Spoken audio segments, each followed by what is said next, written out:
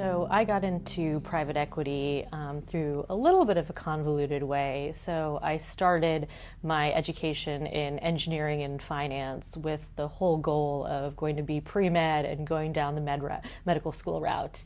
And I did an internship in investment banking, and it kind of piqued my interest as to what investment banking is and what the finance world was about. Then ended up working in consulting for a little bit, and then worked at a hedge fund, which was a family office, and doing public market investing. And that actually led myself to trying to take a step back and what I thought was doing the right thing to go work for the UN for a little bit.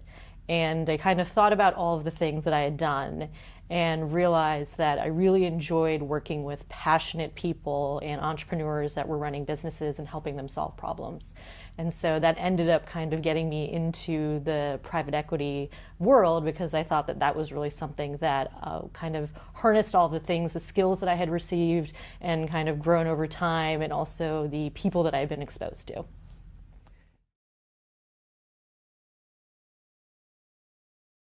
So we invest in technology companies across a variety of different industries, but one area that we focus on a lot is the healthcare sector. And so it really helps me to be able to kind of draw on some of that bioengineering, biomedical background, as well as what I did from a pre-med standpoint to be able to talk to some of those companies and think through some of the things that they're doing in terms of revolutionizing the way healthcare is delivered. I think more so probably my engineering degree is more relatable to a lot of the technology companies that we're talking to, although it dates me because all the languages that they're out there right now and what they're coding for is something that I've never even touched, but I guess it gives you a little bit level of credibility when you're talking to engineers.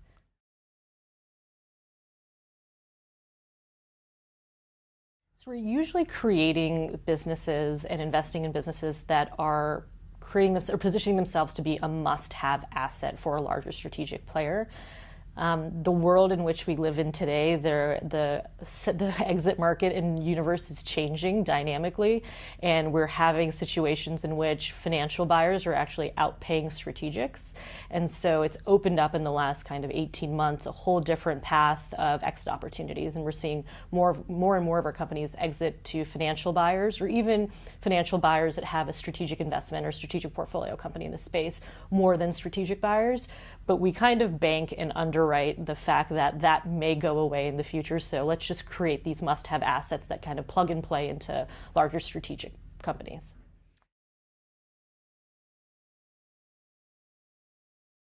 So from our perspective, it's a positive because there's different pathways to exit, and the companies are looking at them. It actually increases the optionality too for us, not just from who is purchasing it, but how the transactions are potentially structured upon exit. So normally what you've thought about historically, or what we've thought about, is if you're exiting to a larger strategic, you're probably going to sell the business outright. It could be, all cash, it could be cash in stock if it's a public company, but it's usually a sale where everyone is kind of going and exiting together to maximize value.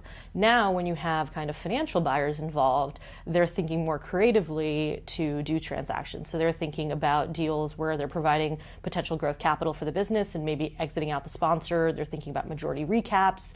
They're much more interested in being more creative in how we think about exits. So I think it increases the number of parties at the table, but it also increases the way in which a transaction can occur. And that's been really exciting and valuable for us. And I think that as we've talked to our investors as well and our LPs, they've seen that that is changing. The one question they always come back to us and ask is, well, what happens if that market doesn't exist or multiples go down? And how are you guys thinking about that? And from a financial sponsor standpoint, if multiples go down or the financial markets aren't there to support it, again, we're underwriting the strategics, and they always have some sort of strategic value and synergies when they're making investments. So we focus on that when we're kind of going into a company.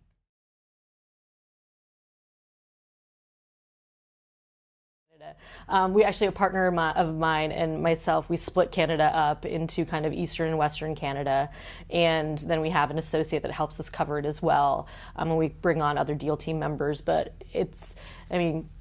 Canada's the size of California. It is still very large, but between that and kind of the roots that we've been able to have and a lot of the portfolio companies that we've invested in, we've created a kind of a name for ourselves so that the three of us can pretty much cover the Canadian market. So Canada is very interesting in that they're very supportive of US dollars coming into the market. So they're very friendly to US investors, but they actually have two dynamics that we've seen that are really interesting. One is there's not a very active VC or investment community in Canada. So very large angel network that has been active. They made a lot of money in various different fields, oil and gas being one of them. And those people have invested in some of the tech businesses.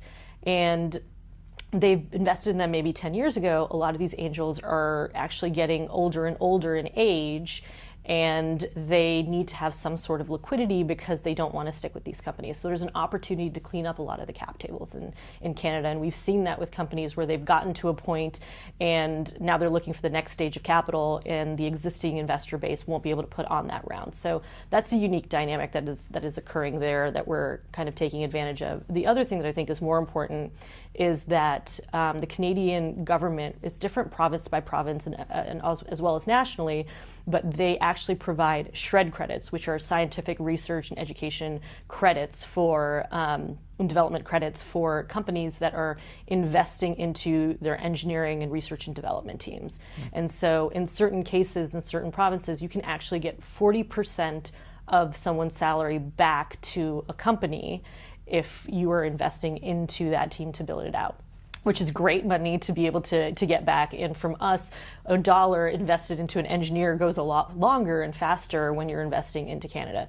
The one caveat of that is that you have to remain a Canadian-controlled private company. So U.S. investors can't really come in and take control. Then you kind of lose that SHRED credit grant.